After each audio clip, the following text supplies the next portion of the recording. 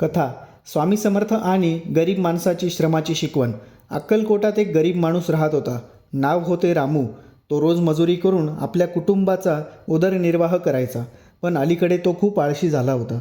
त्याला वाटायचं, देव आहे ना, तो सगळं करून देईल, माझं नशीब बदलणारच. रामू रोज दरबारात जाऊन स्वामी समर्थांना नमस्कार करायचा आणि म्हणायचा, स्वामी मला श्रीमंत करा, मला संपत्ती द्या. स्वामी शांतपणे त्याच्याकडे बघायचे आणि काही न बोलता फक्त हसत राहायचे. दिवस गेले, आठवडे गेले, रामूला काही मिळालं नाही. तो रागाने स्वामींना म्हणाला, स्वामी मी रोज येतो, रोज प्रार्थना करतो, पण तुम्ही काहीच देत नाही.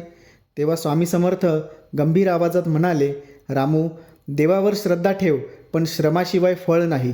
तू फक्त मागतोस, करतोस काय? रामू गप्प झाला. स्वामींनी त्याला हातातल्या एका काठीने एका ओसाड जमिनीकडे दाखवले आणि म्हणाले, इथे जमीन आहे, रोज मेहनत कर, पाणी घाल, बियाणं टाक आणि संयम बाळग. मग बघ तुझं नशीब कसं बदलतं. रामूला सुरुवातीला आळस आला, पण स्वामींच्या शब्दांचा प्रभाव जबरदस्त होता. त्याने रोज ती जमीन तयार केली, बियाणं टाकलं, पाणी घातलं. काही दिवसांनी हिरव्या पिकांची रोपे उगवली. हळूहळू ते शेत भरभराटलं. रामूला चांगला नफा मिळाला आणि त्याचे दिवस बदलले. तो पुन्हा स्वामी समर्थांकडे गेला आणि नम्रपणे म्हणाला, स्वामी आता मला कळालं, मेहनत केल्याशिवाय नशीब बदलत नाही.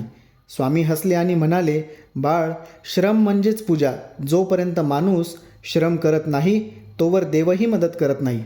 कथेचा संदेश, नशीब बदलायचं असेल तर कृती करावी लागते, फक्त मागून उपयोग नाही. श्रद्धा, श्रम आणि संयम म्हणजेच तुमचं यश. श्री स्वामी समर्थ.